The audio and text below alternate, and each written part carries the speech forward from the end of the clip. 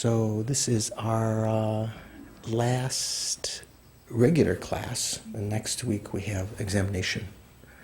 We've already done our practice day, so we're going to finish up the text today. So let's begin with a little motivation.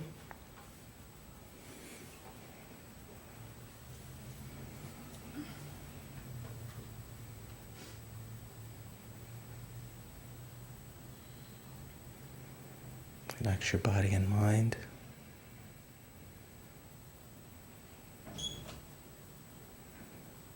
Remind yourself that all your worries, preoccupations, desires are based on grasping a true existence and therefore baseless. The ordinary desires, of course, desire for enlightenment, other kinds of imputed desires can be even virtuous.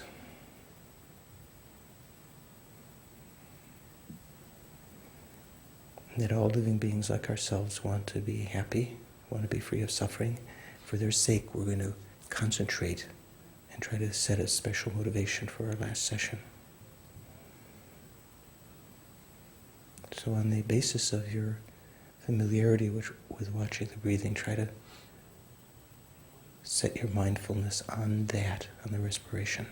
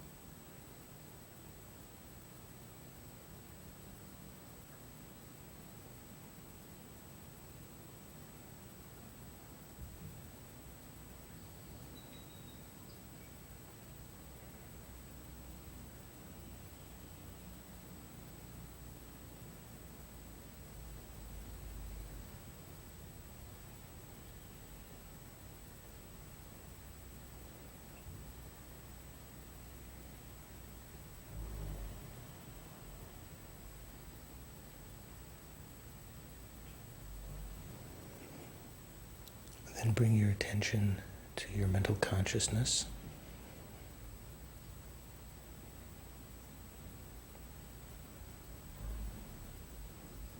One part of the mind as though watching the rest,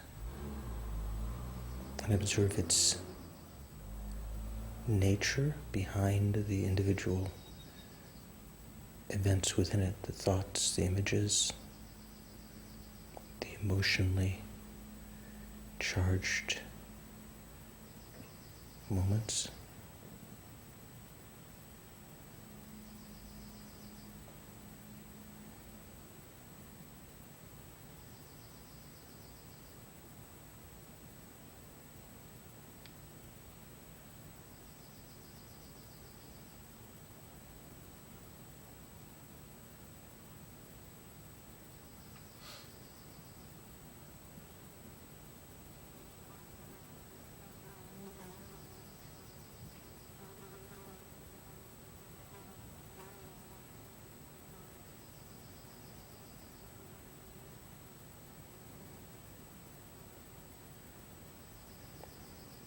let go again and again of any thoughts. If you pay attention to the senses, recognize they too are just being paid attention to within the clarity of the mind. We focus on that.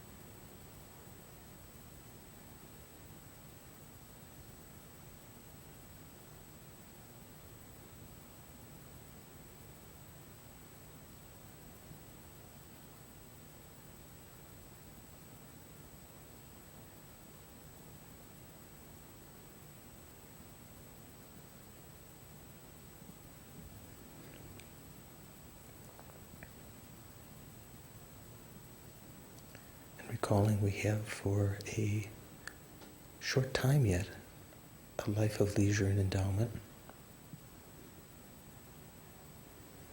Lord Buddha actually mentioned in the sutras the difficulty in finding this, its rarity, and the great use that it can be put to. Perhaps we're inattentive of that fact sometime. It's right there in front of us, but we're not paying attention to it. All of the problems of this lifetime, in the great equalizer of time, great equalizer of death, will be seen to be very trivial. All the worries, goals, ordinary worldly goals. And after this lifetime, due to our karma, we will have to take rebirth, either in the upper realms or the lower realms.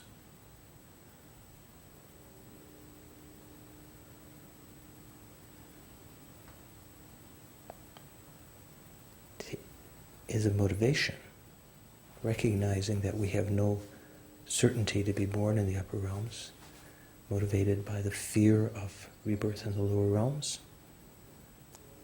initially taking refuge in the Buddha, Dharma, and Sangha, and as we progress along the path, enhancing that motivation to take refuge, that fear as recognizing a fear or preoccupation of the suffering of samsara in general, even the upper realms, changeable suffering, all pervasive suffering.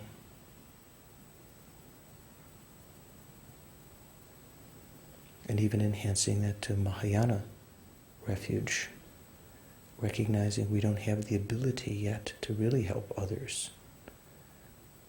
We sometimes are dangerous for them. We're unskillful, we're needy. So out of that fear of not being able to help sentient beings, taking refuge in the Dharma, Mahayana Dharma, the Buddha who taught it, the Sangha, the Arya Sangha,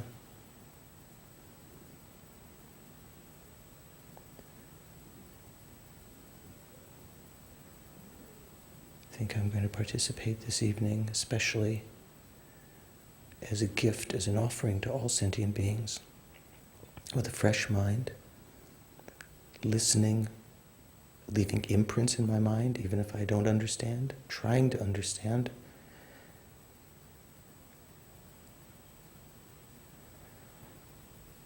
To better develop my wisdom and my compassion,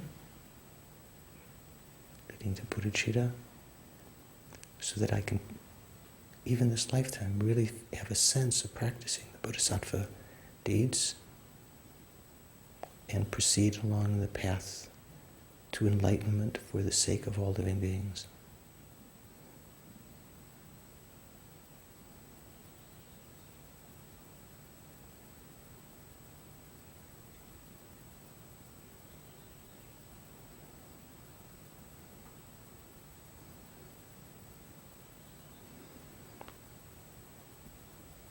And then bring your attention back. Present.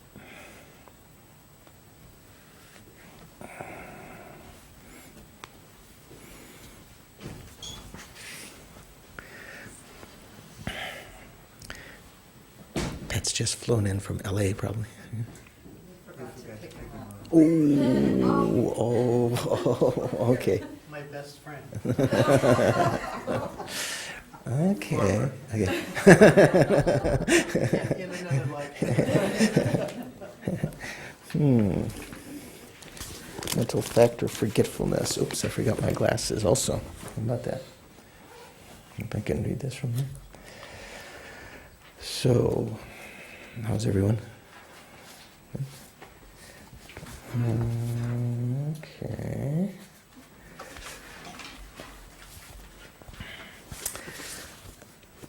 Any questions? Anyone been studying? Oh, yeah. Tom. I had a question about something you went over last week, not going to front pages on. It was the thing breaking down between the primary consciousness and the mental consciousness and doing how you can have the four different possibilities. It's either A and B, Right. or just A and not B. Right. And I didn't understand it. I understand the principle of either, having A and B or just A. But you have primary consciousness and then you're comparing primary consciousness and mental consciousness, but mental consciousness is part of primary mind. Okay, no, wait. Is that right? That assumption. Mental consciousness is part of primary consciousness? Or primary, the primary mind is the five sense consciousnesses, isn't it? Mental consciousness? Yeah. The primary consciousness... Primary mind. Primary mind or primary consciousness, you could say that, yeah, primary mind, susem,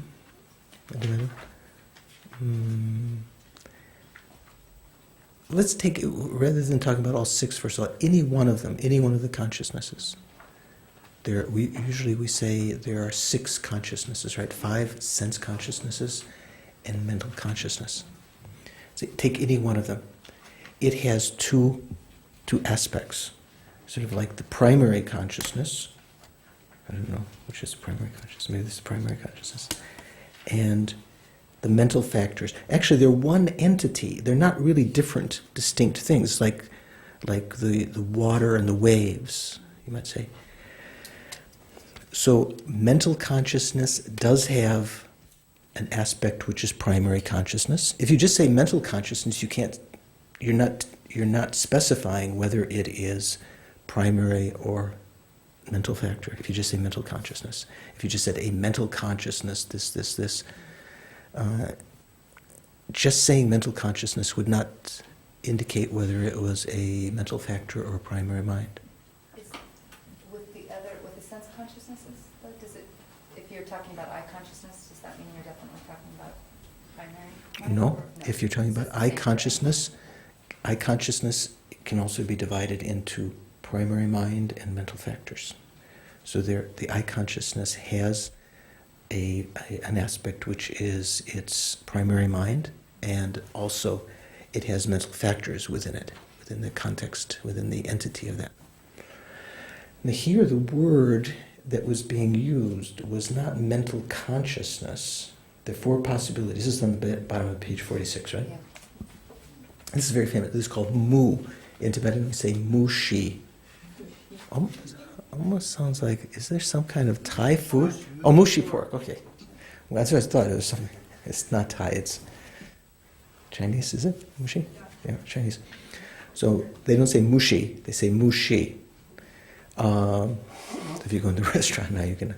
So you could translate it as the 4 alternatives or the 4 possibilities here. I don't know what else it's translated as, but it's a very, very useful way of checking things. The four possibilities between two things, as we said before, are, if you say A and B, it's the four possibilities is if something is both A and B, neither A nor B, A but not B, and B but not A. Those are the only kind of possibilities you have. So here, it's kind of a play on the Tibetan words again, because the word yi is a synonym. Here it says, Liz translates it as sentience. Sometimes I've seen it actually translated as mentality, but that almost sounds like mental consciousness. Yi, I'm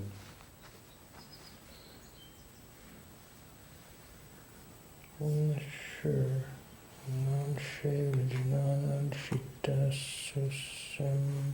Maybe that's manas. I'm not sure. I don't think it's manas. Anyway, in Sanskrit. But anyway, so that's talking about primary mind in general. It's one of the synonyms for that, right? And we said just in the lines above that, main mind or primary mind. I'm calling it primary mind. Here it says main mind. So there are four alternatives between, essentially you could say, primary mind and mental consciousness. So without looking at that page, Carrie, can you give what the four possibilities between? Are there four possibilities, or are there fewer than that between primary mind and mental consciousness? Are you clear what the difference is? What is mental consciousness? Let's see if I get the gist of this. It sounds to me when I'm reading this that you experience something, and there's the primary mind's experience of it, and then there's a mental arising that happens simultaneously. When you say mental arising simultaneously, it's not necessarily what's happening. When we talk primary consciousness, any one consciousness has both its ability just to know the general perceptual field. That's called the primary or main mind, whether it be eye consciousness or mental consciousness or whatever. And within that consciousness, there are the abilities to know particularities or experience particularities of the perceptual field. Those are called events that arise from the mind. In Tibetan we say semjong. Here is, I think it's translating it as mental factors, no? Yeah, mental factors. I think it's chitana in Sanskrit. Chitta is mind, like bodhicitta. It means primary mind. And that's the one one of the words here, sem, when it says mind, sem, that's the Sanskrit word chitta. And that which arises within that mind, or from that mind, or within that mind. It's not like a different entity, it's actually part of that mind. So between the, just to see how many different kinds of possibilities there are, if something is a primary mind, can it also be a mental consciousness? Are there examples of something which are both primary minds and mental consciousness? What? Perceiving the cup. Perceiving a cup. So you see an object and you know it's cup. So This is talking about mental consciousness, not visual consciousness. mental consciousness. Okay. Yeah, there's gotta be. There's gotta be, okay. Chris, what do you think? Do you? Just guessing. Okay. Would it be like having a conceptual consciousness? Because you have the main mind, which is the arena, and then the concept being the, I'm not sure. That's good. Does a primary consciousness have to be conceptual or non-conceptual? Doesn't say. Can be. The primary consciousness If a mind is conceptual, then the primary consciousness is conceptual. You'd have to say is conceptual. If the mind is a direct perceiver, the primary mind takes on that quality also. How about mental consciousness? Does mental consciousness we know can be both conceptual or non-conceptual. So Chris's suggestion is a mental consciousness. Actually, what we'd have to say is like the primary mental consciousness, whether it's conceptual or non-conceptual, just the mental consciousness that is knowing the mere entity of its perceived object. In general, for our cases, it's going to be conceptual. So that there is a possibility of that. Mm-hmm. Yes. Is it clairvoyance, wouldn't that just be a mental consciousness, a primary mental consciousness? Clairvoyance? Yeah. Clairvoyance can be a primary mental consciousness. Well, if you're talking about the aspect of clairvoyance, it's just knowing the mere aspect of the perceptual field, yeah. But if you just say clairvoyance, that is not necessarily a primary consciousness. It is a mental consciousness, But it's not necessarily the primary part, because you've just said mental consciousness, and mental consciousness has two aspects. So you'd have to say the primary, taking for an example a clairvoyant consciousness, the primary consciousness experiencing its object or another person's mind or something like that. So that's something which is both. How about is there something which is neither mental consciousness nor primary mind, Dan? Is there an alternative like that?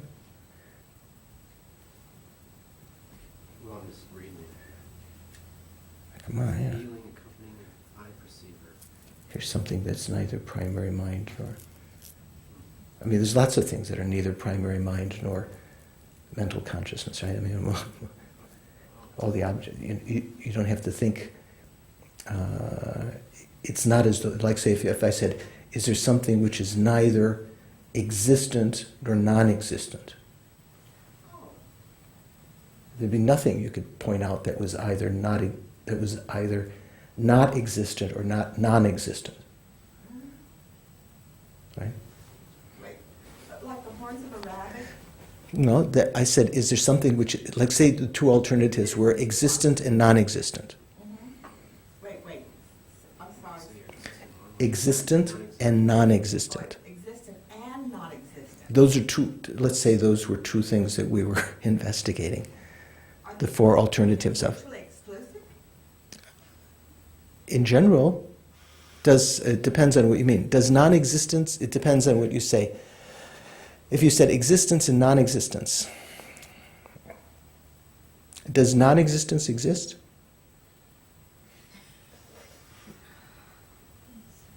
Non-existence exists, yeah, okay. So I don't know if you say they're not mutually exclusive, but anyway, you have to investigate that. But anything which is existent or non-existent maybe has to be mutually exclusive. But is there anything which is neither existent nor non-existent? What do you think? It's neither one. Is that that's what I'm seeing. I don't know. Do you catch what I'm saying? Just trying to give an example. Because I asked before, Dan, is there something which is neither mental consciousness nor primary consciousness? And there's lots of things that are neither of those. It's a huge spectrum of things you can choose. But sometimes you might choose two things. The alternative of being neither of them would be nothing. You couldn't have that alternative. Like if the two things you were seeing the alternatives between were existent and non-existent. Follow what I'm saying? Okay, anyway, okay.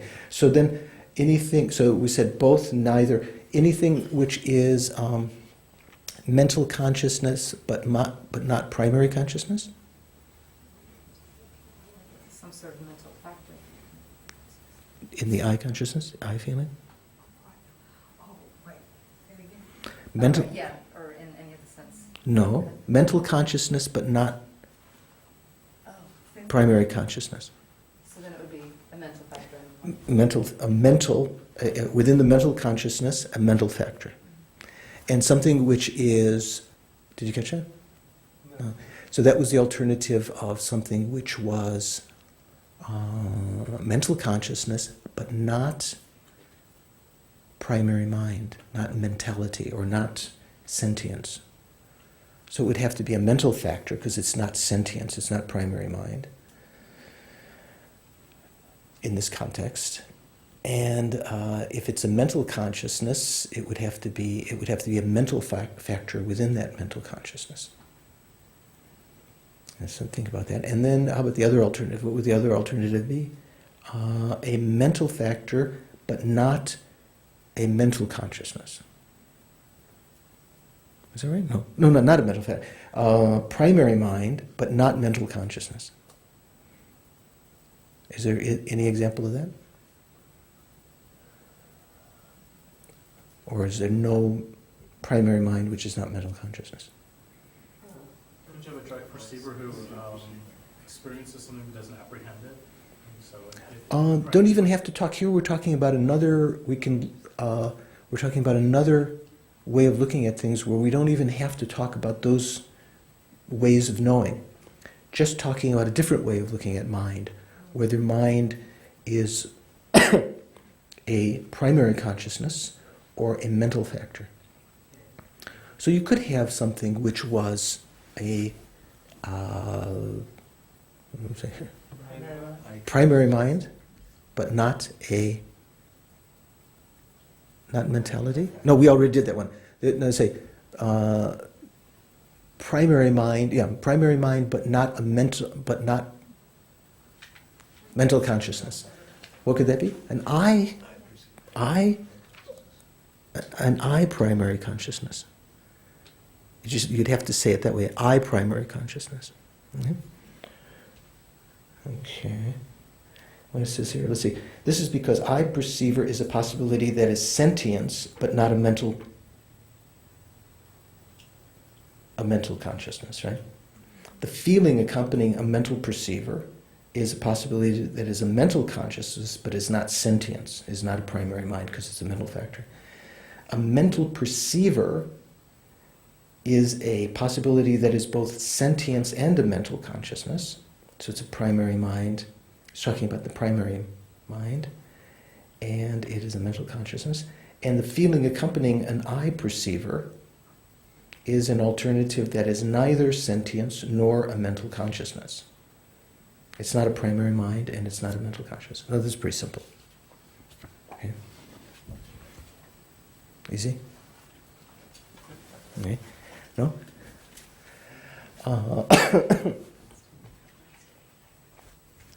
For alternatives. Mushi. Okay, we'll have some other mushi.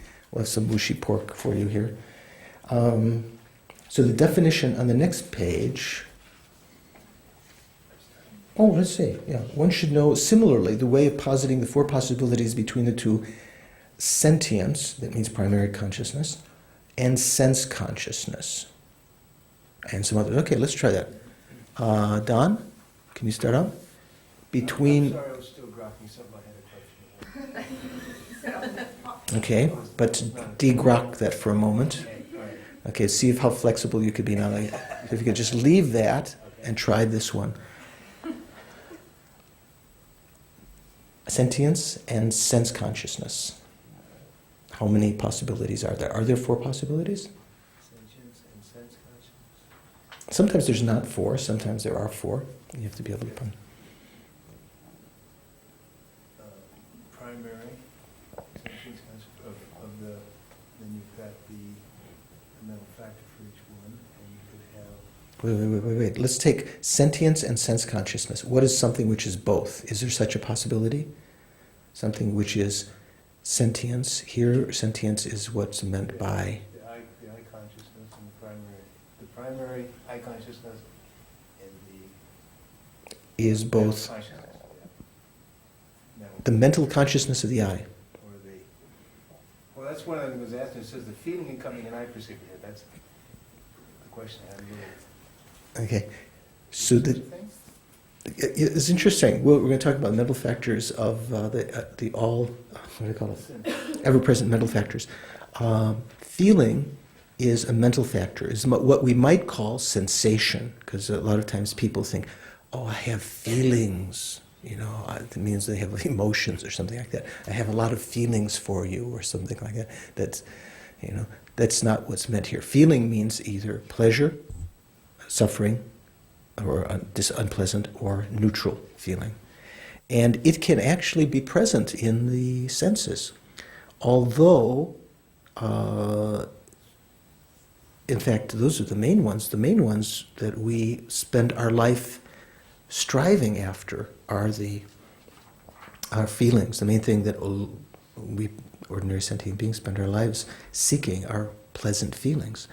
Pleasure of the body, being caressed, feeling warm, avoiding unpleasant feelings of the body, feeling sensual pleasure, and so forth. Pleasant tastes, wouldn't you call that a feeling within the taste consciousness?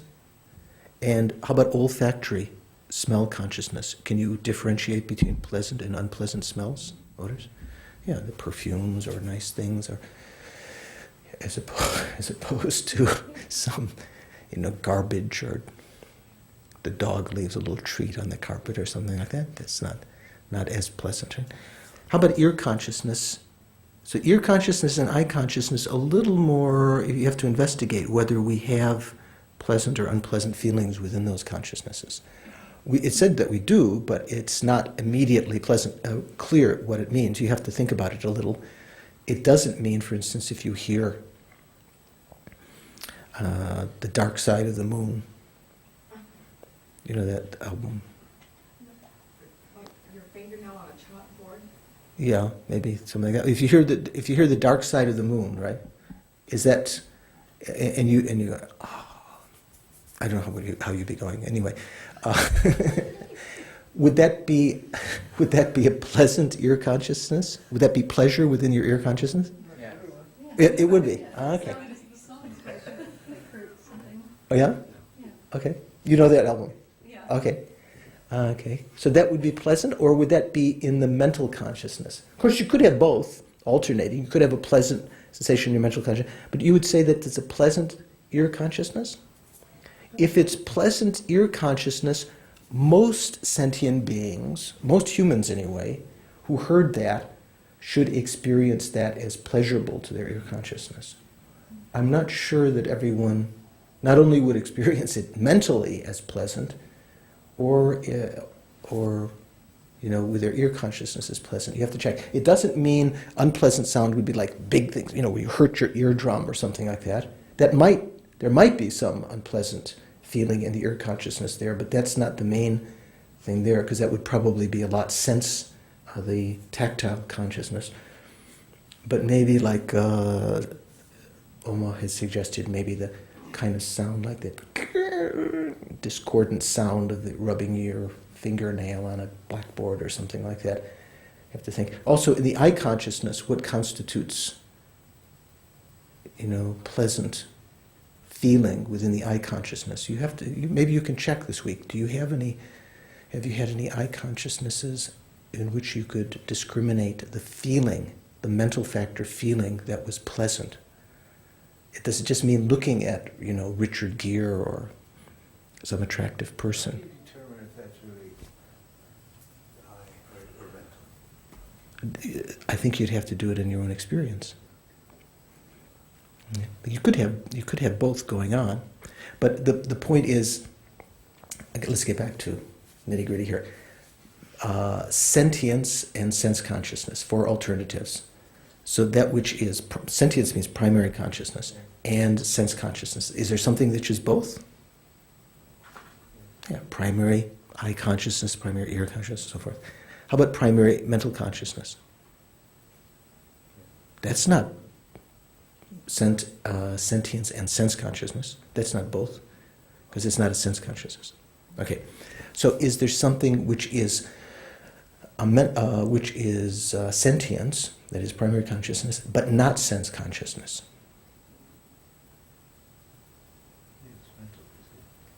Mental perceiver. You could say the primary consciousness of a mental perceiver. How about something which is sense consciousness but not sentience?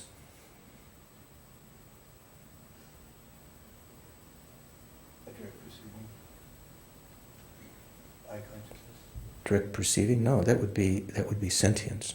If you're just talking about a direct perceiver, you're talking about just the primary consciousness. You'd have to say a mental factor within the I consciousness, the residue of the I consciousness or something, right? That would be a sense consciousness but not sentience. And something which is neither sentience nor sense consciousness. Of course, you give many things, but let's say something within the realm of consciousness. Is there some consciousness which is neither sentience nor sense consciousness? Mental consciousness. Which? A feeling. A feeling that would be not a primary consciousness, and it would not be a sense consciousness, right? So a feeling within the retinue of the mental consciousness. Okay. So then, how about 4 possibilities between, this may be too hard. Exalted wisdom and mental consciousness. We'll leave that for time being. Okay. Okay. So, now the definition of a mental factor is a knower which apprehends any of the features of its object and accompanies whatever main mind, primary mind, has similarity with it. So this brings up a word which has similarity with it. I don't know if it came up in the text. It may have come up in some of the debates before, but in general, one way of defining mind and mental factors is sort of an oblique way. A primary consciousness is that which bears 5 similarities with its attendant mental factors.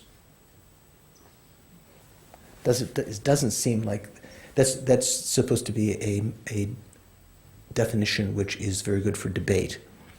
Whereas for a meditator, you would say a primary consciousness is that which knows the mere entity of the perceptual field. It's kind of like the definition for meditators. That's the definition that's given in Maitreya's, one of Maitreya's 5 texts. I think Uttanamche, the analysis of the middle and extremes. So here, the mental factor, it's bringing up this thing about similarities. So we say that a primary consciousness and its mental factors have a relationship of main mind and, we say, attendant or retinue. Like the king, I want to say the queen for that matter, queen and her retinue. To be more open, right? Queen and her retinue. So the queen is the principal, like the primary mind. The retinue always accompanies her. Wherever she goes, the retinue is always there. Could I use the word retinue? Attendants. Okay? I mean, she may sneak out, have a secret meeting through the secret tunnel, What was it? Remember that? The queen will go off sometime to try to get away from the attendants, but in general, she can't separate from them. So in general, a primary mind and the mental factors are never separated. There's not an instance of primary consciousness where there's no mental factors. And they have 5 things that they share in common, 5 similarities, or 5 things that they share in common, or 5 samenesses. They have similar, here it says, mind and its accompanying mental factors possess the 5 aspects of mutual similarity because of having similarity of basis, similarity of observed object of observation. That's what we call mikul when we talked about different kinds of objects before.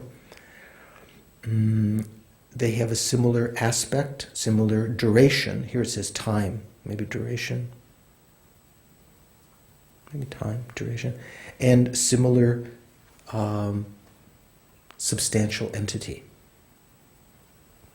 But mainly, so we'll go over that in a second, but mainly the mental factors are those aspects of consciousness within a primary mind which are understanding or differentiating some particular aspect of the perceptual field, like discriminating, knowing, feeling, all of these different kinds of events, mental events within a consciousness, are called semjung, arisen from the mind, or you could call them mental, here it calls them mental factors, or you could say that which is arisen from the mind. And those mental factors, if they are, as they are within the entity of the mind, they're the same substance of the mind, they have to have the same basis. That is to say, for an I consciousness, the mental factors within an I consciousness have to arise in dependence on the same basis, which in this case is the I organ. In the ear consciousness, the primary mind, the primary ear consciousness, and its mental factors have to share the same support or basis. That is the ear organ. How about the mental consciousness? So in that case, since the mental organ is what? A preview of mental consciousness? It wouldn't have to be a previous moment of mental consciousness. It could be a previous moment of any consciousness can act as the mental organ. Okay?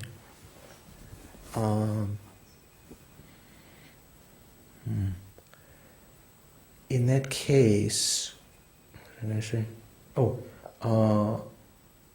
What's the feeling within a consciousness, within a mental consciousness, couldn't be having a feeling about some other consciousness than the primary consciousness was taking as its basis. I mean, the basis here is the previous moment of consciousness. They both have the same. They both have to have the same observed object. So the micule, they both the mental factors can't be knowing something about a different object than the primary consciousness is experiencing. It almost seems self-evident, right? And they have to share the same aspect or similar aspect. Sungba in Tibetan can mean same or similar. Sometimes it means similar, sometimes it means it's just, without cutting it too close, you can say same, the same aspect. They have to have the same duration or time. What does it say here? What is that, number 4? Give me my glasses. Just time. Right, because the accompanying mental factor is also produced at the same time or during the same duration, the main mind is produced.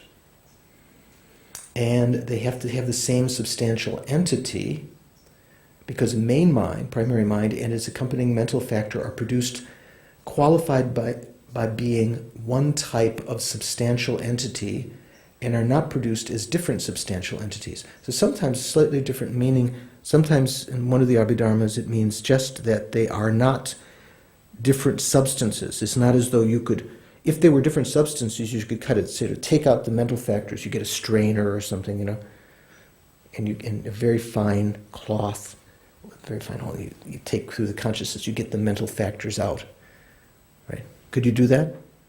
No, they're the same substance. They're one entity.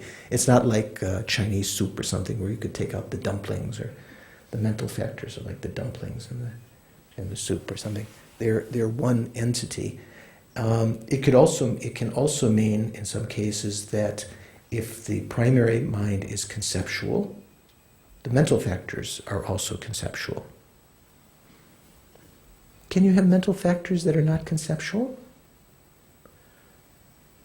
What do you think, Sarah?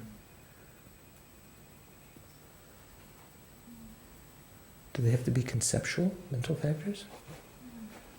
Why not? I'm thinking of right now of like if one has a direct realization, it's non-conceptual. Mm-hmm. Are there any mental factors present?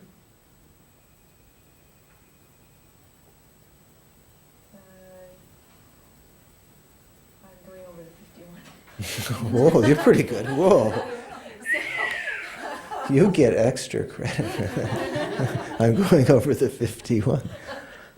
So my mind, The mind is going to a set of the virtuous Hmm. mental Mental factors. Oh. So some mental factors are conceptual. Some mental factors can be perceptual or conceptual. So there are some mental factors that are definitely conceptual, like anger is a conceptual mind, and attachment and so forth. But feeling can accompany a direct perception. Feeling can accompany a conception. Can there be feeling within the I consciousness? Oh, we said before there can. Let's say, can there be feeling within the the body consciousness? Yes. Yeah, like pleasant feeling, unpleasant feeling. Is that conceptual or perceptual? Perception. So that is, say, non-conceptual, right? Can't be conceptual. Maybe what do you think? Oh, that's nice feeling. Wow, isn't that conceptual?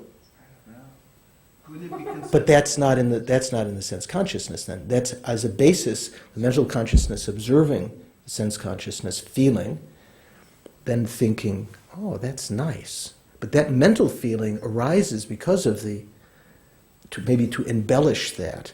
The same thing with negative feelings, unpleasant feelings. Say, for instance, we have an unpleasant feeling. We get bit by a mosquito or something disturbs us some way. Let's say on their sense consciousness. And then our mental consciousness makes that worse by getting annoyed about it. You don't have to get annoyed about it, do you? That makes it worse. That kind of exacerbates the problem, right? In fact, could you be possibly even happy about it? How could you be possibly happy about it? We can give an example. Masochist. How about a bodhisattva? Of course, you could talk about masochist bodhisattva, but You could offer your blood to... Pardon? Feeding a mosquito. feeding a mosquito, actually, bodhisattva actually feeling pleasure, mentally happy, even though there's pain, and or say, for instance, that that fellow, we brought up this example before, the fellow whose arm was caught under the rock, the mountain climber, and do you think he may have felt? Do you think he felt some pleasure when he was successful in cutting his forearm off? Not by the account I read. Well, if he was both, Well, he was glad to be alive. yeah. That's what I'm saying. Was, of course, the physical sensation. There was a feeling within the body consciousness that was unpleasant. He couldn't overcome that. But was his mental consciousness at that moment when he actually got his arm out and he knew he could, whether he had enough strength that he could move, even though there was still pain in the body, was his mind happy, perhaps? It might have even happened before that, Yeah. because he realized mentally that I now have a chance, even though I'm going to have to keep doing this. Right. So there can be many kinds. It can be something that's merely on the level of survival. It can be someone who's transforming the path, transforming adverse conditions in the path. Something unfortunate happens, either physical pleasure or whatever, a physical suffering, or harsh words is something that your mental consciousness apprehends. But your mind can actually be happy when negative karma ripens in that way, when some kind of suffering feeling arises within your sense consciousnesses. It's possible. Okay, so, Venerable, yes. when they use the word aspect, how are they meaning this? So there's a difference between the referent and the aspect in that, say you refer to something, it's a referent object, say a flower, the aspect you may be perceiving is its color or its shape. Or size? Maybe its size, its value. I don't know, you wouldn't be perceiving that with the eye consciousness, but you could maybe with the mental consciousness. You could be investigating, apprehending other aspects of it. Its impermanence. You wouldn't perceive you wouldn't be perceiving let's say, you wouldn't be realizing the impermanence, although the impermanence of the flower would be appearing to you, and so it would be an appearing object in a sense. Not the usually the appearing object is the main object that appears, so that would be for eye consciousness that shape and color. But impermanence and all of the properties of the flower that are one entity with it, all of those are appearing simultaneously. All the impermanent ones are appearing to the eye consciousness, but they're not necessarily apprehended, because eye consciousness can't apprehend impermanence and so forth, but they are appearing. They're not called, they're kind of like appearing object, but they're not actually called the appearing object, because the appearing object is synonymous with the apprehended object, that which you're apprehended, at which you're apprehending, and you don't apprehend impermanence with the eye consciousness. Yeah, I don't even think that the eye consciousness, funny. You don't How think- can it be appearing and not apprehending? Hardly if it's not apprehended or anything, or not even aware of impermanence, then, it doesn't even have it in its consciousness. Yeah, for something to appear, actually, to a Buddha's eye consciousness, the Buddha's eye consciousness actually can perceive the subtle impermanence of the phenomena. Well, The- that's just speculation. I mean, it's All really- right. But That's just speculation. Yeah. Couldn't the eye consciousness perceive gross impermanence, though? Can eye consciousness perceive gross impermanence? Or apprehend it, I should say? Like, if you see a piece of paper go up in flames, Mhm. you see, you could, would that be fit visually? Would that, is what you've perceived is a change of color. With your eye consciousness, what you've perceived is different colors at different moments. Your mental consciousness can make sense of that, I think. But you're not, I don't think you're Right. perceiving, So the eyes just you're not perceive apprehending the the... raw data, but then the mind is Mhm. I don't making sense out of it. Mhm. Okay. Yeah, okay. So what does it say? Vasubandhu's treasury of knowledge, Abhidharma Kosha, says, synonymous. Mind and mental factors have 5 aspects of possessing similarity. You have to know these things. The first word synonymous is not part of that sentence. It's like the verses. Sometimes one word might run into the next verse, so that's the end of something else. I neglected to look up, I don't remember what this verse is, but something else are synonymous. Then, mind and mental factors have 5 aspects of possessing similarity. Okay, so primary minds and mental factors we talked about. Now, when mental factors are divided,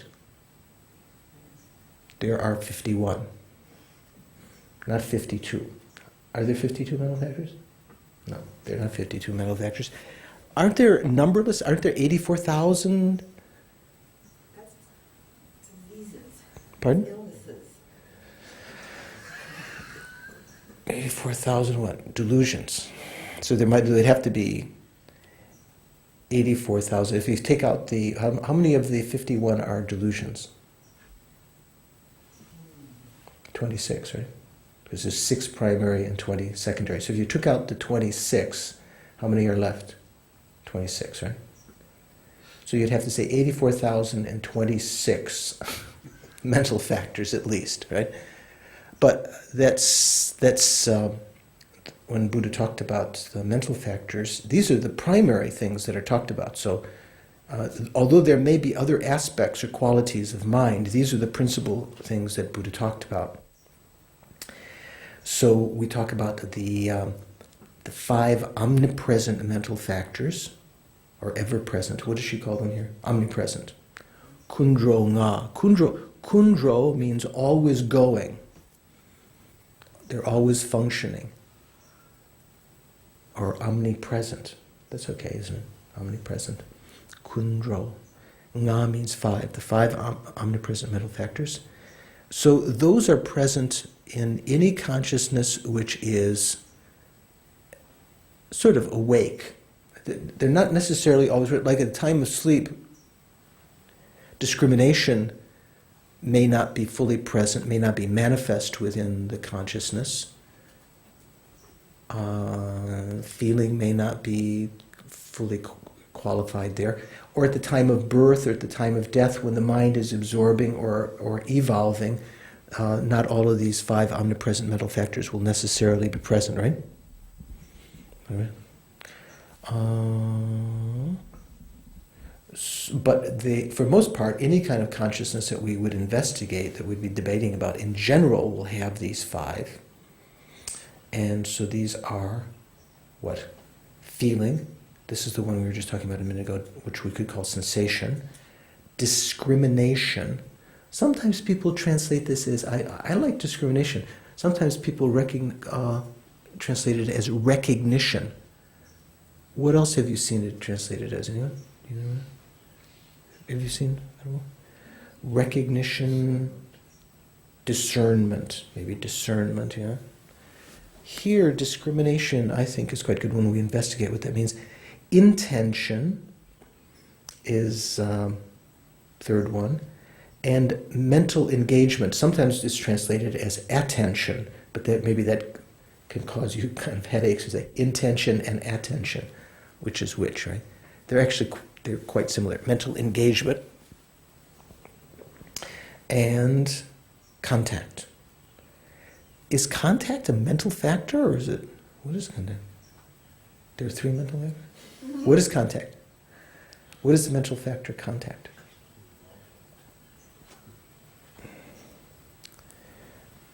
It's not just the contact of the sense, the feeling consciousness is not like when you touch, it comes in contact. It's not talking about that contact. It's a coming, pardon? Engagement with the object? No, it's a coming together of the consciousness and the object and the sense base, such that the sense base is then empowered to work. That's called contact. That's a factor within a consciousness that then allows the consciousness in the succeeding moments to experience feeling, discrimination, and the other things. They always have to be preceded by contact. If there's a lack of contact, like say the eye consciousness is not up in the eye organ, there's no contact. So you can think of it as contact that way. And if there's no object, there's no eye consciousness. What do you say? Is there eye consciousness? A completely black room. Is there eye consciousness? Sure. Even if you close your eyes and kind of like rub your eye, you kind of see something. You do, sure. You see Bjork.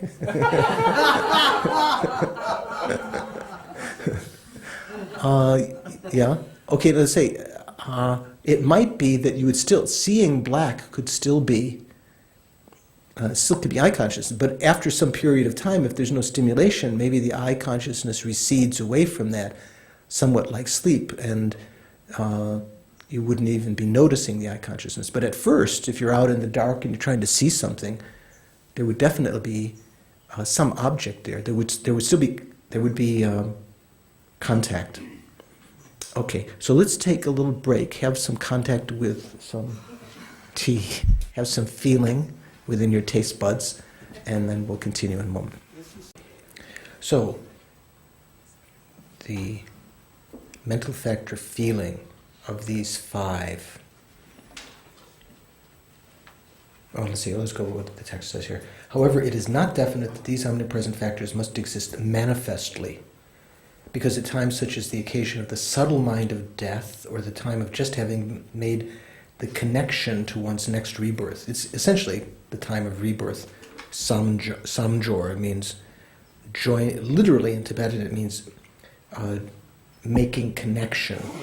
The point of connection, samjor, that means taking rebirth.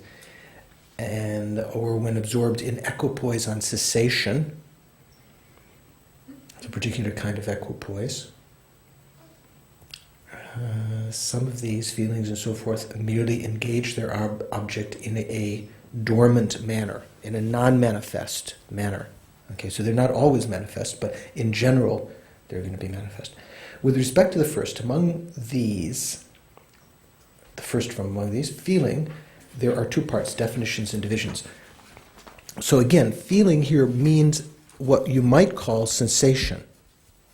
In Tibetan we say sorwa. I think the Sanskrit is vedana. Feeling is a knower which is distinguished by being that which experiences. So the special quality of feeling, the mental factor feeling, is to experience pleasure, displeasure, displeasure, that sounds like something mental, unpleasant, that which is unpleasant, or that which is neutral, or equally between the two. Okay? Feelings are divided, there are three. There are three kinds of divisions. A twofold division of feelings, threefold divisions, and fivefold divisions. So this may throw you for a loop. With respect to the first twofold division of feeling, there are two kinds of feelings, physical feelings and mental feelings. I think I forgot to look in the text, but I think it's lusor, physical feeling, body feeling, and mental feeling. Even though it says physical, it refers to all of the feelings, the eye, ear, nose, taste, and tactile mental factor feeling. Within any of those consciousnesses, those are called physical or body feeling. I don't understand how eye could have a feeling, other than like touching your eye, but that would be tactile feeling. I think if you you got hit with something, or someone stuck their finger in your eye or something, or a piece of dust or a fly flies in, that feeling is not the feeling within the eye consciousness. That's within the tactile consciousness, right? The eye consciousness you have to check. There may be some experiences in your eye consciousness, certain things that are soothing to see, certain colors that actually give rise to a pleasant feeling within the eye consciousness. It's something for you to investigate. Certainly we recognize, like Sister Thea brought me this very nice tea that I find pleasant on my tongue consciousness. My karma is such, because she's very kindly put some milk and sugar in it, but also it has mango? Mango flavored. Mango and vanilla and black tea. So I find that, of course, my mental consciousness also judges that and can exaggerate. So sometimes as an object of observation, just to observe what is being experienced, you can experience something because it's the ripening of our karma, either pleasant, unpleasant, or neutral within any of the senses. But I agree, the ear and eye consciousnesses are more subtle to recognize what that feeling is. It's not just seeing a beautiful, babe at the beach or guy at the beach or something like that. That's not necessarily eye pleasure. But even with Maybe it's called eye candy. I don't know. What do they call it? If you're married, that's all it is. That's all. Okay. Even with something, with a delicious cup of tea, maybe, wasn't that still the mental consciousness? Because someone else might hate tea. I have a friend who hates chocolate. It's crazy. Okay. How can he hate chocolate? Yeah, sometimes you can overdose. Okay, say for instance you've eaten chocolate so much and you got sick of it, and then someone brings you more chocolate, and that's all you're forced to eat chocolate. You're in solitary confinement. All they give you is chocolate. So maybe you would get to the point where it would no longer be experienced as pleasurable. But that's not uncommon. Different things can be at different times according to your karma, according to the situation. They can be experienced as pleasurable or unpleasant. But the individual sensation at that time is either pleasurable or unpleasant. It can be that person, maybe they just have a grudge against chocolate and they don't want to drink it, or they might have some mental reason for not liking it. But there may be some pleasure. You have to check how much of it is mental satisfaction, and how much of it, maybe a lot of it is mental satisfaction. But there is some pleasure within the sense consciousness. Certainly some things are on the tactile sensation, what we consider to be pleasant, rough feeling is unpleasant and so forth. Objective pleasure and pain, It's not real, truly existent. Well, according to Sautrantika, it would be truly existent, but still, it's ripening. It's the main way that karma ripens on our aggregates is through the experience of feeling. The main way that karma ripens. Venerable. Yes. So I've had the experience where light hurts my eyes. Mm-hmm. Is that the experience of feeling within the eye consciousness? I'm not sure. This is one we were talking about before, whether it's loud sound or bright light. I'm not sure. No, it's not, doesn't even have to be a bright light. It's just Some light. light that intensity or less. Mm-hmm. Sorry. I wonder. Poor guy. That's okay. That's okay. Yeah. Not that. I don't know. You'd have to investigate. So these are things that you'd have to check. How can you know what the feeling is? You have to do in your own observation, whether you call it meditation or whatever, to check whether something is actually pleasant to your tongue or your nose consciousness. Some things, even you don't know what it is. You haven't sought it out. You just say, wow, that smells nice. What is that? Don't we say that? Of course, that's a judgment immediately after in your mind consciousness, but that's mental judgment is based on some experience, isn't it? It's based on some feeling within the nose consciousness. So, anyway, let's go on here. So one way of dividing is into physical and mental feelings. So the Buddha said, actually, what is stable and long-lasting and more important are mental feelings. And His Holiness often mentions this in teachings. If you spend your life always trying to find physical feelings, good taste, sensual, sexual satisfaction, good food, warmth, clothes, smooth, pleasant smells, the house, perfumes and all this sort of stuff, that doesn't lead to long-term satisfaction. So what really is satisfying is our mental feelings when there can be mental pleasure, he said. And what is even more tiring and more disturbing is mental unhappiness, unpleasant feeling within the mental consciousness. We could call that unhappiness, unpleasant feeling in the mind. Okay? Physical feeling is that feeling which is a sense consciousness, and external feelings are synonymous. So it's just another way of calling that external feelings. Mental feeling, which is a mental consciousness, and internal feeling are synonymous. It's just ways we call that external and internal feelings. It doesn't mean the feeling is somewhere outside. It means a feeling with respect to external objects, that are different than your consciousness. Also, there's a twofold division of feelings into materialistic feeling and non-materialistic feeling.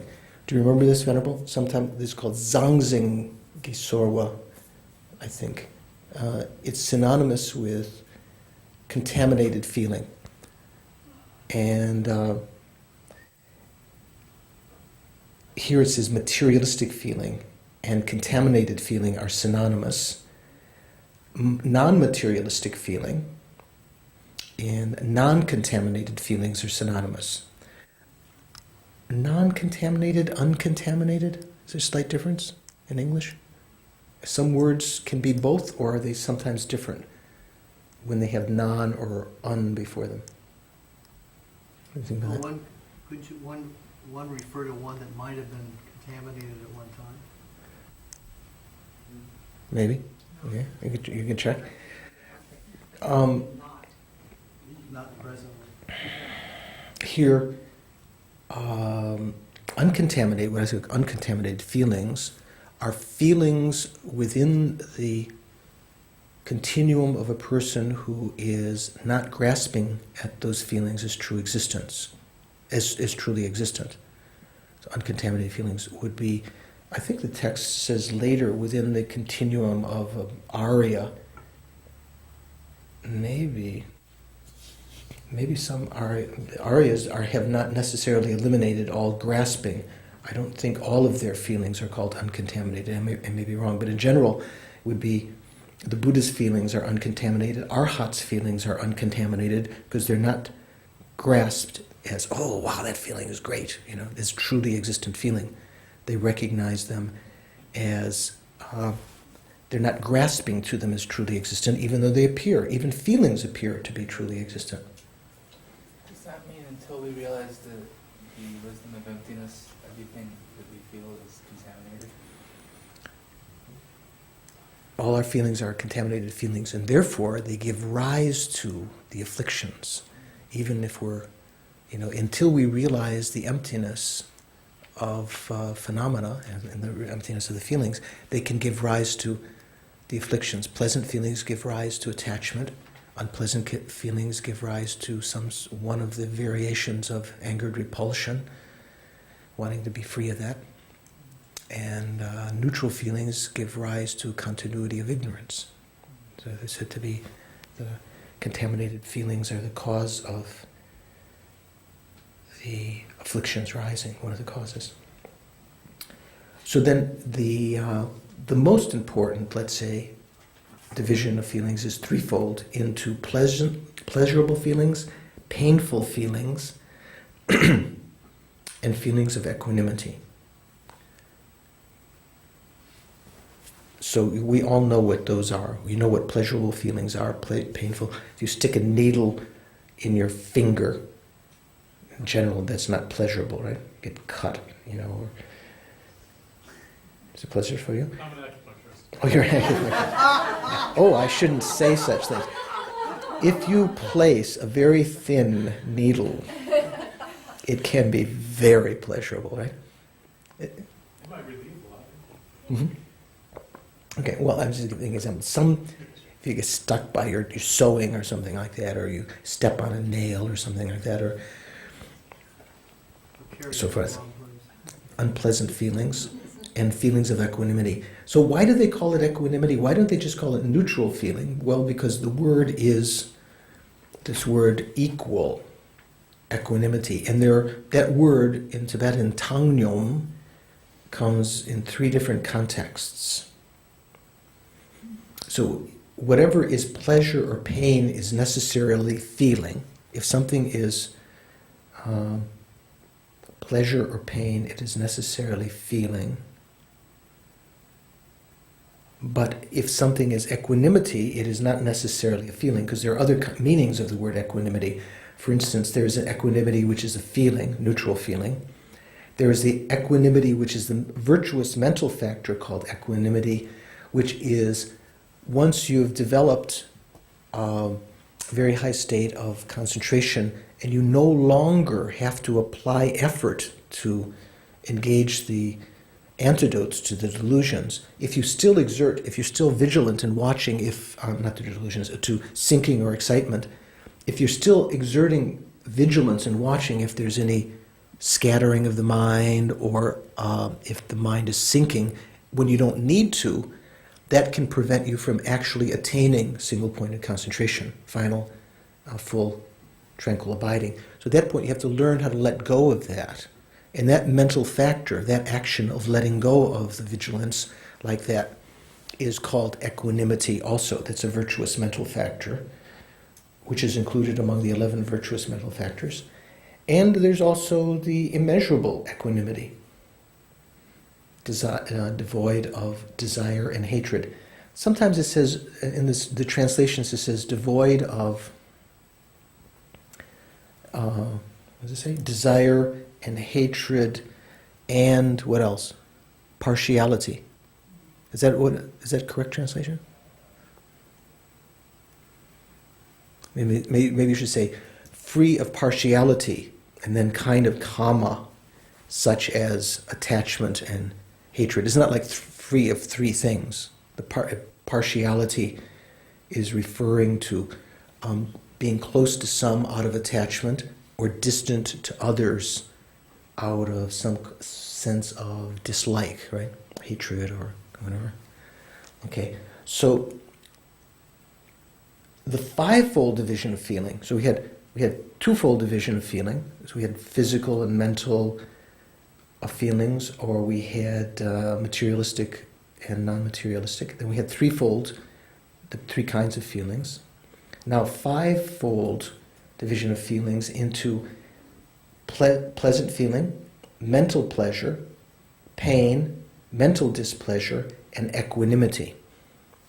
So in this division, when you talk about this division of 5, it doesn't look like there's any equanimity for, a special equanimity for mind. That covers both equal feelings of body feeling of and mental feeling. But pleasurable feeling in these 5 refers to physical feeling, physical pleasure, and mental pleasure refers to just mental pleasure. Pain refers to body pain, physical pain, not just body, but the physical meaning of the eye, ear, nose, taste, or touch. And mental pain, or here it says displeasure or unhappiness, refers to the unpleasant feeling within the mental consciousness.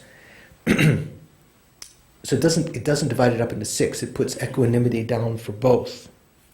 Whatever is mental pleasure is necessarily pleasure. Okay, let's see if you catch this.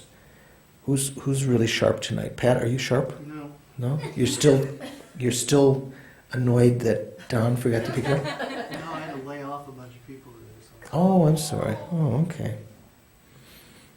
Okay. The economy. Mhm. Okay, let's try anyway. If something is mental pleasure, it's necessarily pleasure, right? But it's not necessarily the pleasure that is within the fivefold division of feeling.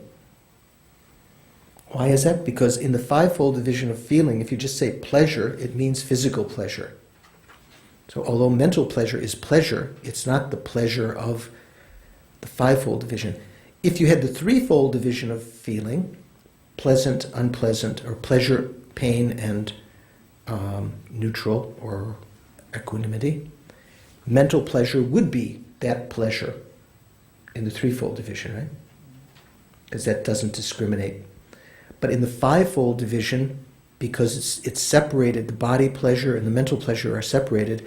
If you say mental pleasure is in general pleasure, but it's not the pleasure that is the pleasure of the threefold division, but it's not the pleasure of the fivefold division because that refers only to physical pleasure. That's pretty simple. It's not complicated. Venerable, Yes. on equanimity, so are you saying that equanimity is, let's go back to the threefold division. Mm-hmm. Are you saying that equanimity is basically the lack of pleasurable feeling and the lack of painful feeling? It is an actual feeling. Like for instance, right now I ask you, are you ready? Yeah. The tip of your nose right now. Can you feel it? No. And not with your finger. Just put your attention there. Can you bring your attention to the tip of your nose? I can bring my attention to it, but I can't feel it. You're sure you can't feel it? Or maybe that's an example of a neutral feeling. So there are many, all the time, if our sense consciousnesses are alert, the 5 omnipresent mental factors will be present, and there will be feeling. But a lot of the time, the feeling that we're experiencing, like say your earlobe right now, there are times when you've got a fever maybe, or something, or you've been out in the sun and your ears might feel hot, they feel unpleasant. Other times your ears ever feel real pleasure in your ears? I don't know. Maybe when Carrie gives you acupuncture in your ears. You nods, Oh, when you've had massage, or Thea's put some essential oil on your ear or something like that. Maybe feels physical pleasure in your tactile consciousness. I'm not talking about your ear consciousness. I'm just talking about the earlobe or something. That's not your ear consciousness, your tactile, right? But most of the time, our different feelings are neutral. So again, is it... And so it may be that we're inattentive of those. Sometimes we're not paying, well, maybe if someone asks you, what were you feeling pleasure or pain at that point? You said, no. I don't know if that would constitute an actual observation of neutral feeling. Maybe you have to investigate that, whether you have to actually have recognized that and to say unambiguously you were feeling some neutral feeling. But that's generally what it means. It means it is a feeling, because there's always feeling there. The latter four omnipresent factors, discrimination and so forth, are to be known from the lower and upper knowledges.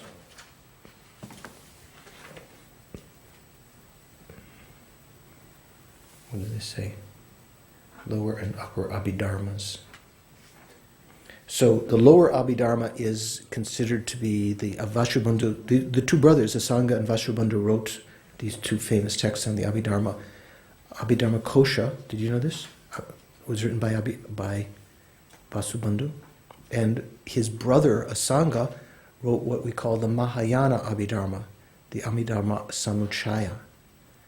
And it wasn't like a brotherly competition or something like that. They wrote it for different reasons. But the 51 mental factors that we talk about mainly come from the upper Abhidharma. Sometimes called the upper Abhidharma, the Mahayana Abhidharma. Comes from Asanga's Abhidharma Samuchaya.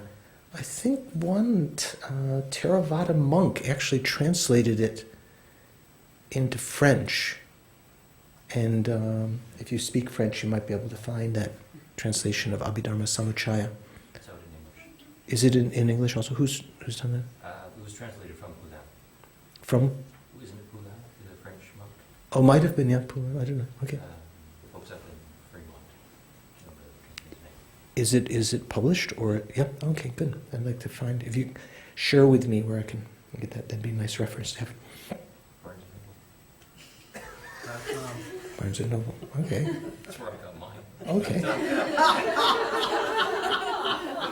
Kidding. Don't you? Okay.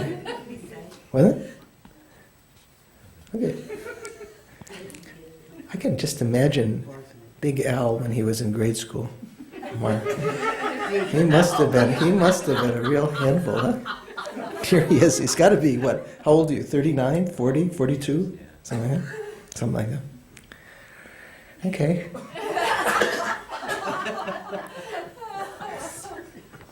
Okay, I know you're serious. Okay. So here in this text, it doesn't go over the other mental factors, discrimination and so forth. And so Mark and the rest of you will have to wait till Mind and Mental Factors course to go into detail about that. So here in the course, it next goes to the next five, the group of five are called the five, sometimes it's translated as ascertaining mental factors, but some scholars have said that's not a good translation because they don't ascertain. Ascertaining consciousness usually refers to a conceptual consciousness. So these mental factors can be present when something has been ascertained, or they can become the cause of ascertainment. So they're sometimes called the five ascertaining mental factors, or that something similar to that. So those are aspiration, that's kind of like wish or desire. Belief or appreciation is another way that's translated. Mindfulness, now we get to the ones that are more clear. Mindfulness, stabilization means this word samadhi, tingnazin, and wisdom, that means prajna. So we have, what do we call smriti or denpa in Tibetan, tingnazin or samadhi, and prajna or sherab. And so these are present usually in mental activities, conceptual activities, but there may be, you have to check, different kind of scholars have different ideas whether they're present in the sense consciousnesses or not. Okay, here it says aspiration aspires to or seeks the object, belief or appreciation engages in the object joyfully. It's a mental factor which has previously experienced something and wants to. In fact, it's the one of the things that helps to develop mindfulness. The appreciation of something, wanting to seek it. That's the aspiration. The belief or appreciation is something which appreciates that object and so is happy to engage that. Mindfulness apprehends the object of observation and the aspect. It holds them, let's say. Here it says apprehends. Maybe you could say holds. Hold. Stabilization abides one pointedly, and wisdom analyzes individually. The first, that is aspiration, aspires or seeks the object. That aspiration aspires to or seeks the object is established because aspiration, or dunpa in Tibetan, wish, dupa, or desire, and seeking, donier, all of these three are synonymous. So it means it's seeking or desiring or wishing. This is different than the mental factor attachment, this aspiration. This aspiration might be confused as attachment to someone who didn't know, but this does not have to be diluted. This could be, in fact, there are two kinds of aspiration that are present with bodhicitta. Do you know what the aspiration in bodhicitta is? Bodhicitta is a primary mental consciousness, right? But it's accompanied by mental factor aspiration toward enlightenment, aspiring for enlightenment, and it's caused by, preceded by, the aspiration to free sentient beings from suffering by great compassion. So two kinds of aspiration. So the third, thus, if there exists an aspiration which seeks a certain phenomena, effort for the sake of that phenomena is begun. So it's sometimes said that aspiration is like Saddam Hussein's mother of, remember his thing, mother of all wars, what was it some years ago? It's like the mother of all effort comes about from desire, from our aspiration. So when we study how to develop single-pointed concentration, first you have to develop some aspiration for those qualities. Then you can, and faith can help to do that also. Then that can lead to actual effort in developing it. Then you can actually do it. Otherwise, without desire, without aspiration, you're not going to engage in any kind of effort, as it says here. The third group of mental factors, there are 11 virtuous mental factors, which Thea has memorized. Here, the primary one is faith. Is faith a mental factor? Or can it be sent in the sense consciousness? Can you have virtuous mental factors, Venerable, in the sense consciousness? Your eye or ear? Can your tongue have taste that it's going to be chocolate coming? Can it have aspiration? Can your tongue consciousness aspire? If you see a deity, not with your eyes closed, but just out here, would that be part of the sense consciousness? If you don't see it with your eye consciousness, Yeah, with your eye consciousness, yeah. you don't see it with your eye consciousness, you said. Yeah, no, you do, because it's out here. Say you see I thought you them said you walking- didn't. Okay. No, you see them walking across the room or something like that. Now, would that be your sense consciousness? You guys have such great experiences. I never have any. I don't even have good dreams. Yeah, and you see deities walking around your room? That's great. I didn't say I saw them. I said, what if you could see them?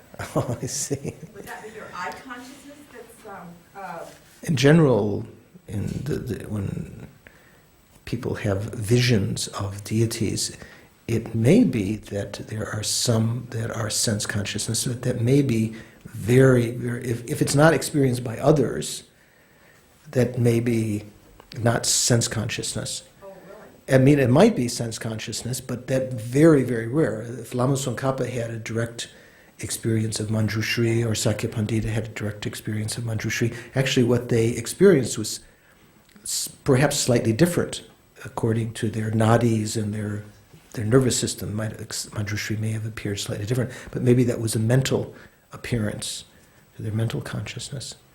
It might be in some cases that it can be something perceived by the sense consciousness, but it's not generally the case. Okay.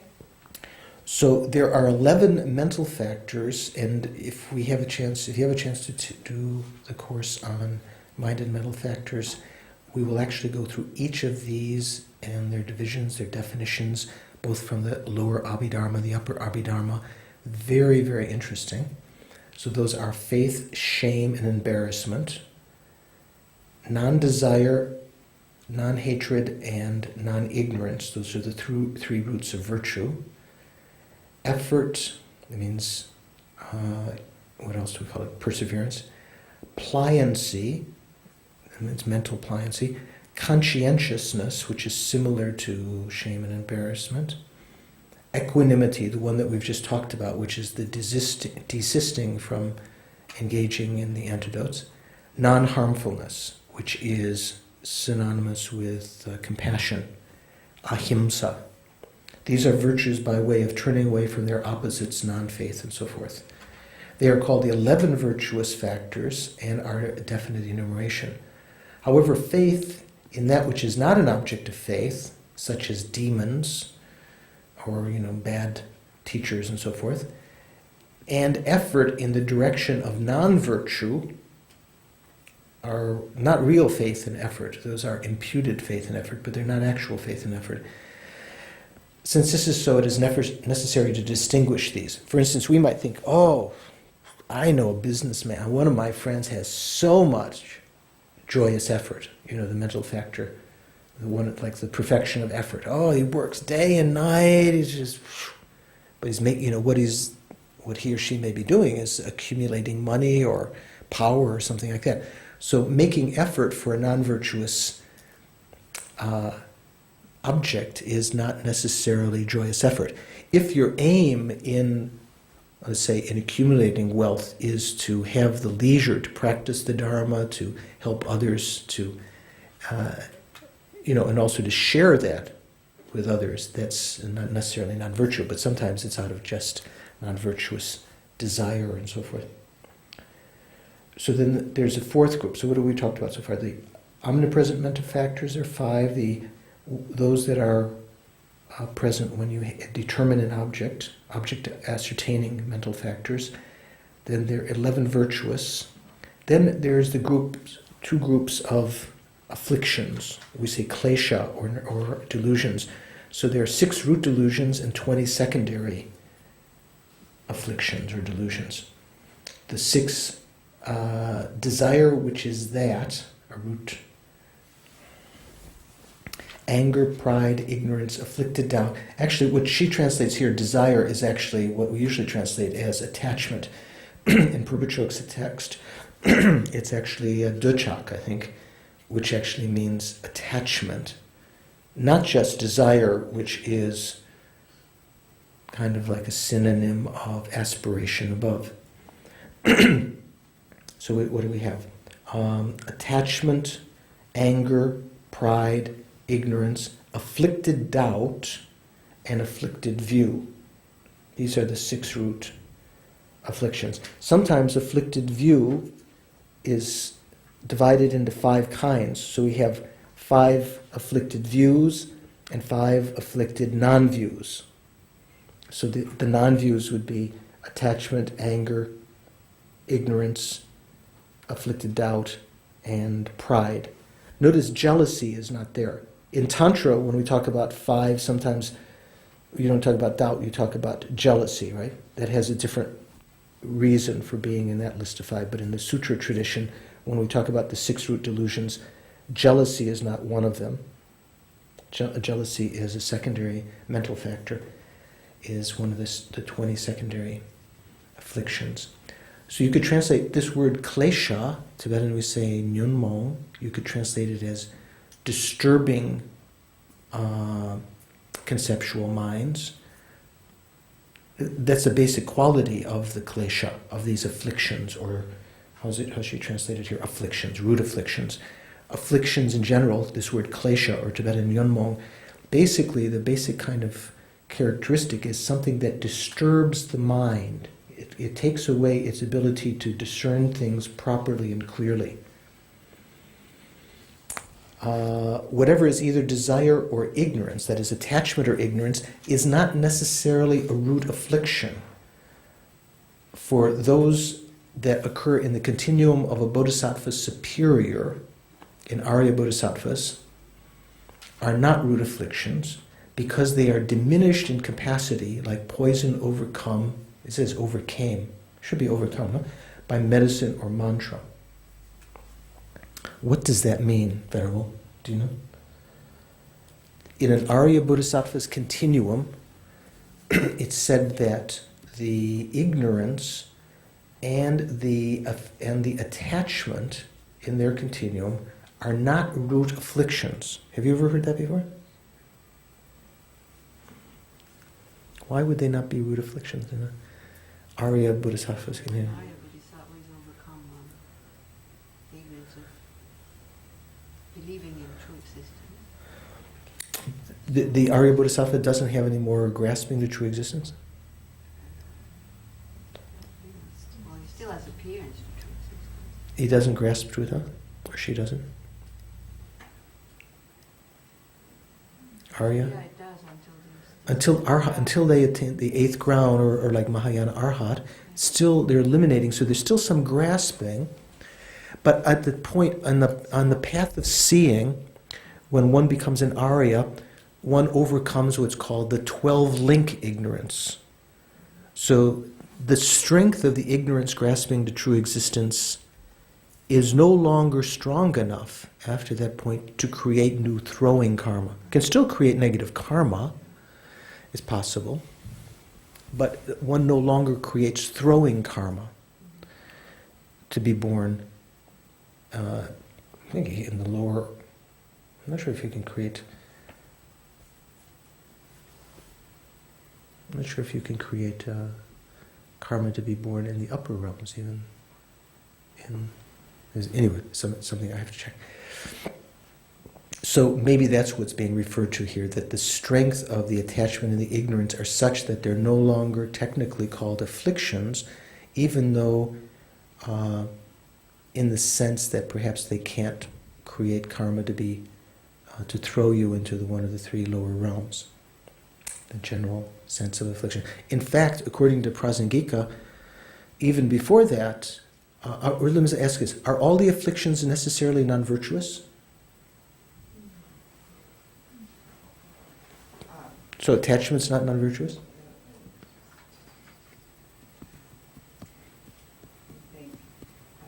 Well, we'll let you think, yeah. Say attachment is attachment to Buddhahood or attachment to helping others. Can you say that's not afflicting?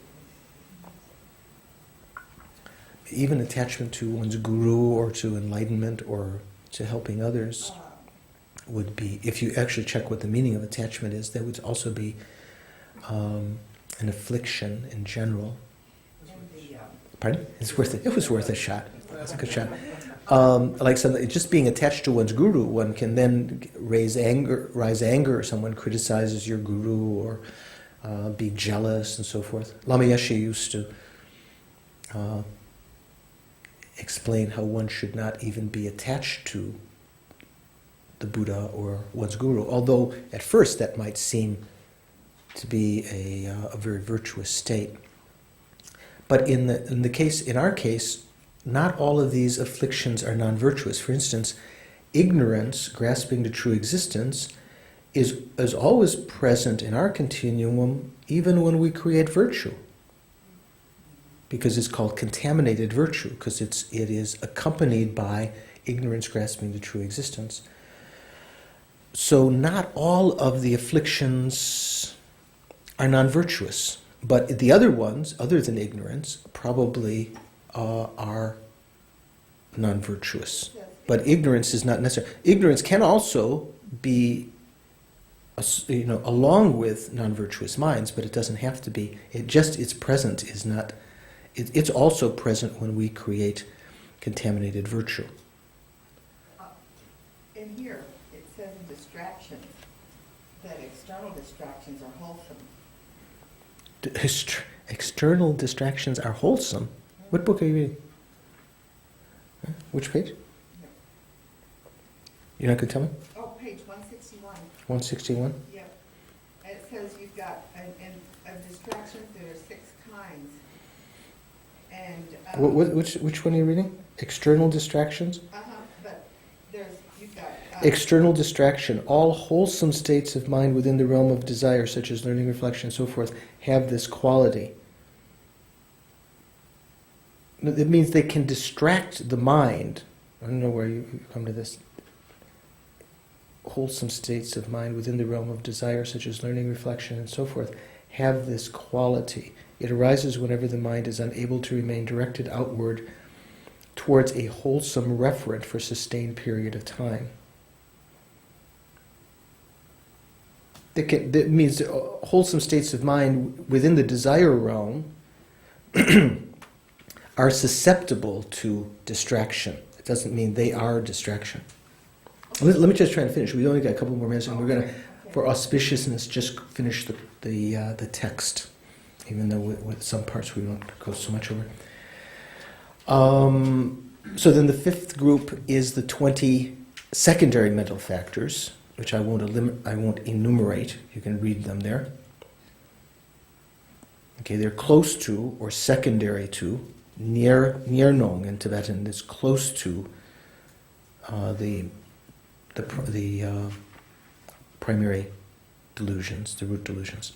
Then there's a final group of mental factors, the 4 changeable mental factors, which can be virtuous or non-virtuous depending on the situation. Here it says sleep, contrition, investigation, and analysis. For contrition, you could say regret, contrition.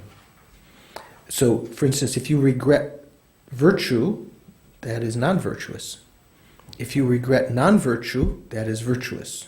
So it depends. If you investigate how to, cheat on your income tax or something, that can be non-virtuous. If you investigate how to help sentient beings, that can be virtuous. Same thing with analysis. Sleep also can be virtuous or non-virtuous depending on how you motivate beforehand.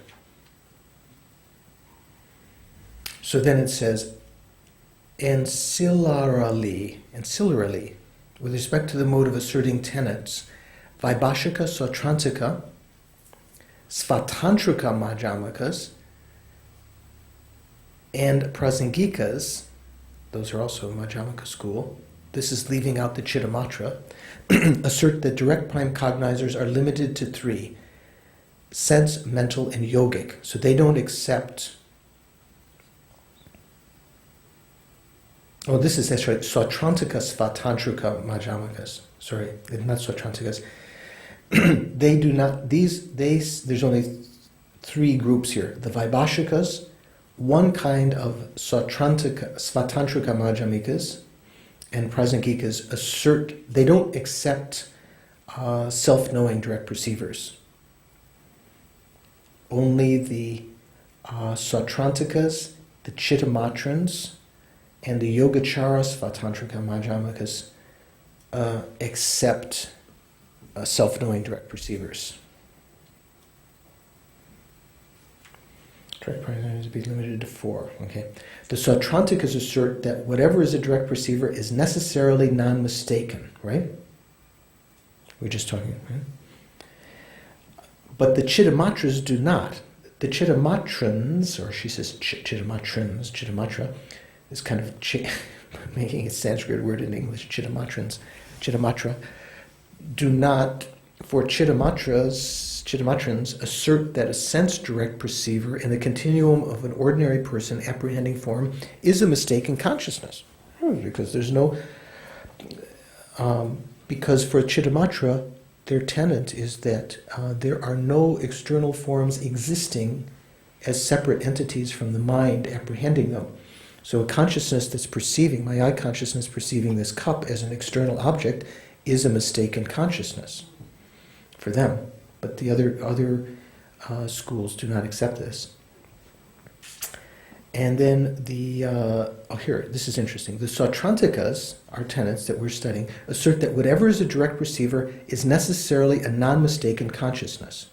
For they assert that a sense-direct perceiver in the continuum of an ordinary person apprehending a form is a non-mistaken consciousness.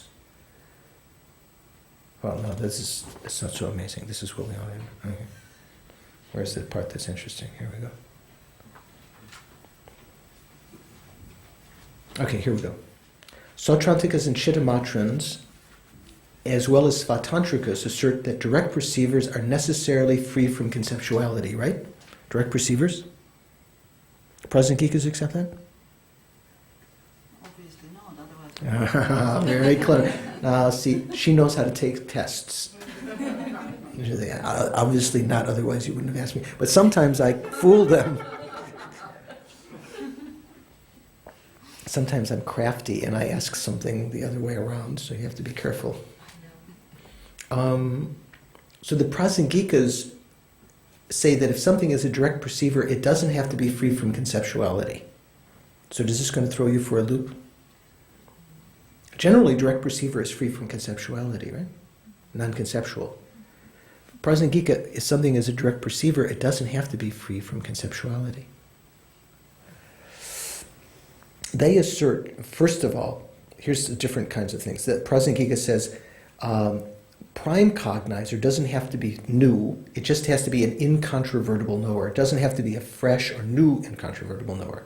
They say prime means realizing the main object. And they also say that subsequent cognizers are necessarily prime cognizers, wouldn't it? If the newness doesn't have to be there, just realizing the object, then subsequent cognition is also a prime cognizer for Prasangika. And then among direct prime cognizers, there are both conceptual and non-conceptual consciousnesses. How do you get that? How can you have a conceptual, what is that? Direct prime cognizer? Can you grok this? I just found oops, did I lose the page? I thought I had a note in here. So this is a very nice text for Jeffrey Hopkins' meditation on emptiness. The worms have eaten it a little bit over the years. Hope they've absorbed some of the knowledge. So if you have this edition, anyway, I don't know if it's been reprinted, on page 704, it says, it's talking about different kinds of awareness. It says, a direct valid cognizer, okay, that's what we're calling prime cognizer, right, is not, for the Prasangika, necessarily a non-conceptual consciousness. It's not necessarily non-conceptual. The word direct merely eliminates dependence on a sign or reason for Prasangika. Therefore, the second moment of an inferential consciousness is no longer inferential, but is direct for Prasangika. Does that make you feel good? In that it perceives its object, emptiness for instance, without relying on a sign. In fact, our tenets were very strong. Purvachoka was very strong in saying the second moment is no longer an inferential cognizer. It's a subsequent cognizer, right? Because it's not relying on a sign. And so Prasangika takes it in another way. They say it's not even, it is now a direct perceiver, even though it's conceptual. There's no contradiction for Prasangika for something being direct perceiver and conceptual. Okay? Okay, anyway, I thought you might find that pleasant. Okay, so let's just, for the sake of completeness, just mention the final section here, which could be, one could spend a lot of time on, but we don't have much time at all, and that is expressive sounds. Why is expressive sounds here? What are expressive sounds? Are they subjects or objects?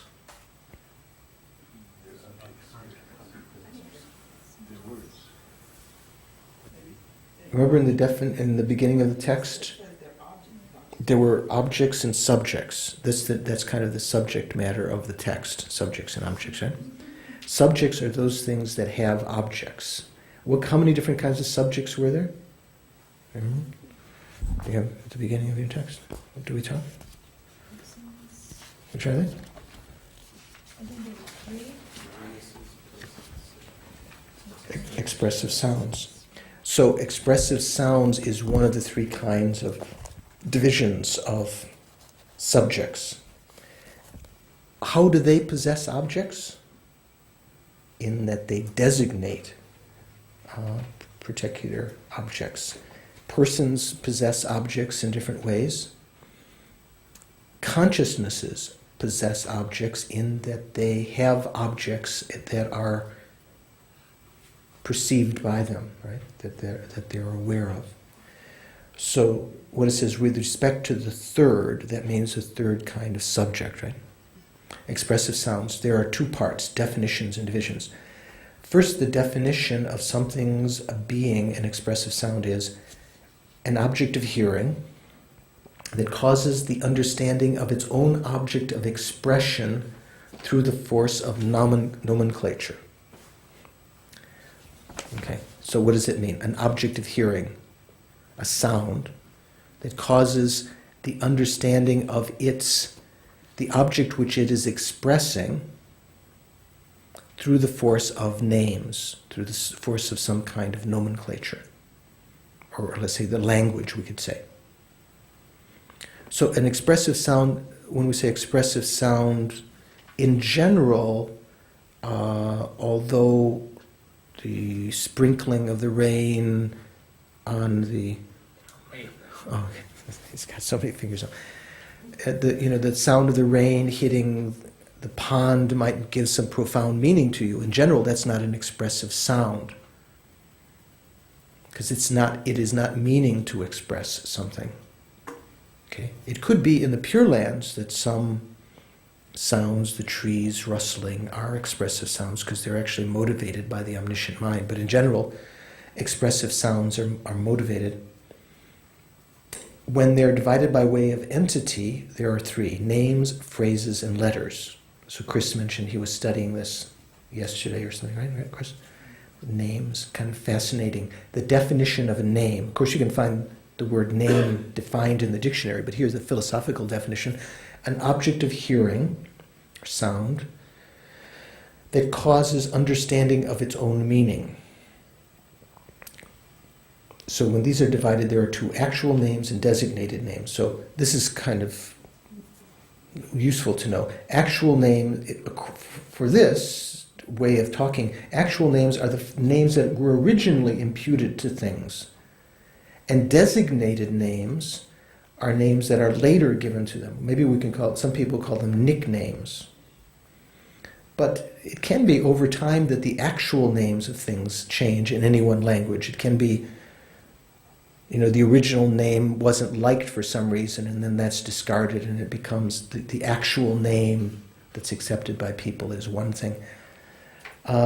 Sort of a secondary name of the object. An illustration of an actual name is speech calling the king of beasts a lion. That means saying that thing over there, that animal, is a lion. That's lion is an actual name, according to this. Whereas if you called the king of beasts, that would be a designated name. That would be like, and there are different ways for designating names. Designated by reasons of similarity, or designated by reason of relationship. This is pretty simple.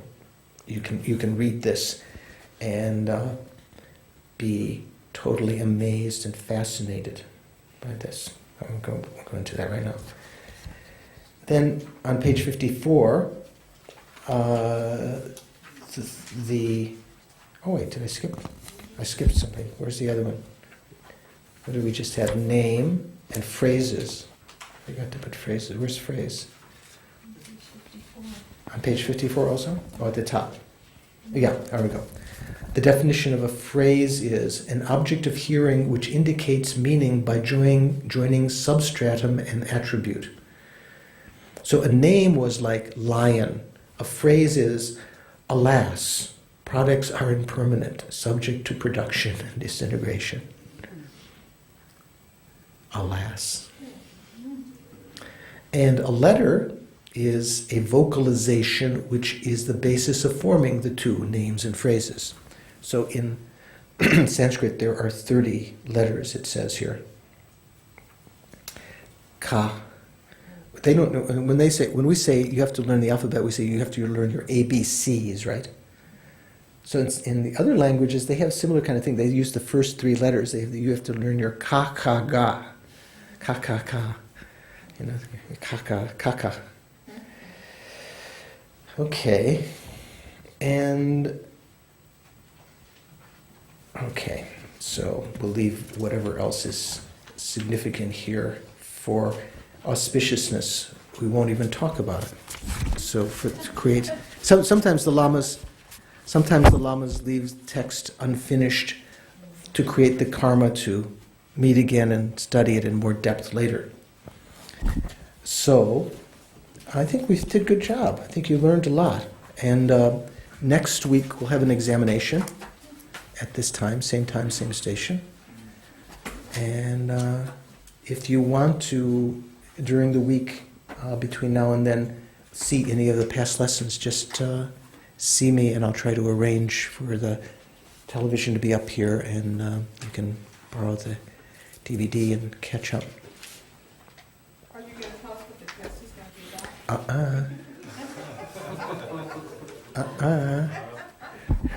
That, not even a hint. It's only that it's going to be easy for most of you. It's going to be more difficult for Clayton.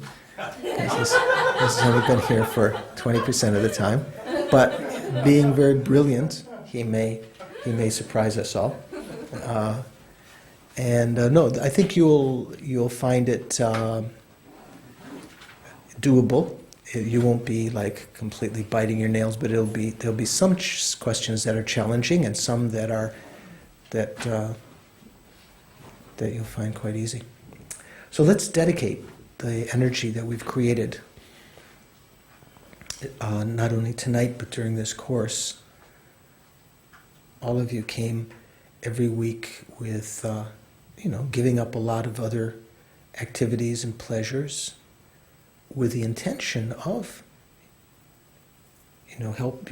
finding real peace of mind and to be able to help other sentient beings. So we've created lots of virtuous energy. We've left imprints of the Mahayana teachings, learned a lot of the basic vocabulary that can help us to understand further teachings. So think of these virtues as something that, although they don't inherently exist, somehow we can tangibly identify. We've created virtuous roots in our continuum. They will ripen within cyclic existence as contaminated happiness, but I can actually direct them by my wishes, by my, what the Buddha called dedication, strong aspiration, mental factor aspiration, that these merits ripen in a particular way. Not just praying.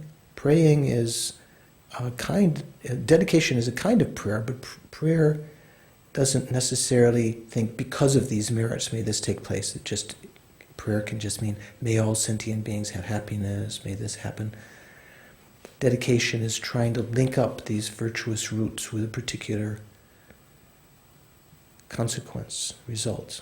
So think, may they not ripen merely in my samsaric happiness, but when they ripen, may they always be causes for my continual spiritual practice, this lifetime and future lifetimes, benefiting myself and others along the spiritual path, developing good qualities, but eventually definitely leading to the highest good for sentient beings, that I can achieve with my merit, the achievement of enlightenment, through which I am no longer a problem for sentient beings, but a total benefit. I'm part of the solution. That I can lead spontaneously with an omniscient mind, sentient beings, out of suffering, ripening their minds over whatever number of lives is required, knowing their aspirations, their abilities, out of great compassion, I wish these merits would bring that about so that all living beings can be benefited because of this work that I have been pursuing. Due to these merits, may I quickly achieve the enlightened state of a Guru Buddha for the welfare of all sentient beings.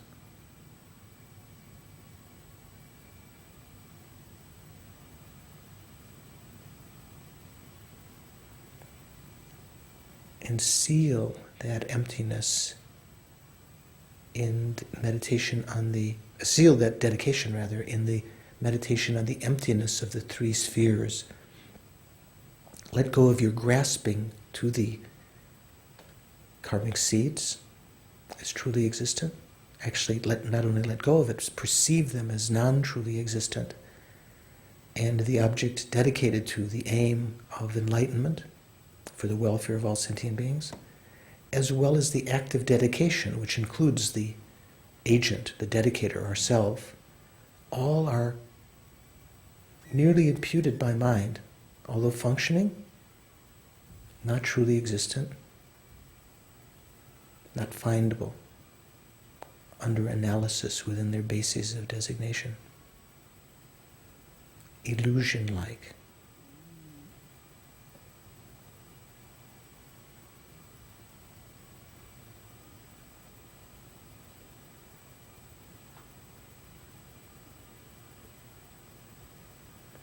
Even though these illusory-like